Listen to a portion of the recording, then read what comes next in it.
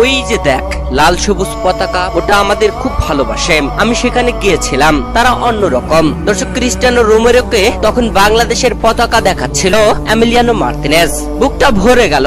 এবার সেই দৃশ্য নিয়ে একই বলল বাস পাখি খ্যাত এমিলিয়ানো মার্তিনেজ। কোপা আমেরিকায় সেমিফাইনাল ম্যাচে আর্জেন্টিনা খেলতে নেমেছিল কানাডার বিপক্ষে।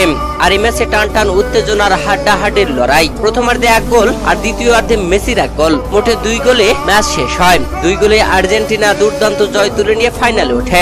ম্যাচ শেষে গ্যালারিতে থাকা ভক্ত সমর্থকদের নিয়ে উল্লাস ভাগাভাগি করছিল মেসিরা সবাই। আর এই সময় এমিলিয়ানো মার্তিনেজ ক্রিস্টিয়ানো রোমেরোকে গ্যালারির দিকে হাত দিয়ে ইশারা করে কিছু একটা দেখাচ্ছিলেন। ঠিক তখন ওই ক্যামেরা যখন গ্যালারির দিকে ধরে, গ্যালারির মাঝখান বরাবর সবার নজর কেড়ে নেওয়া একটি পতাকা ছিল।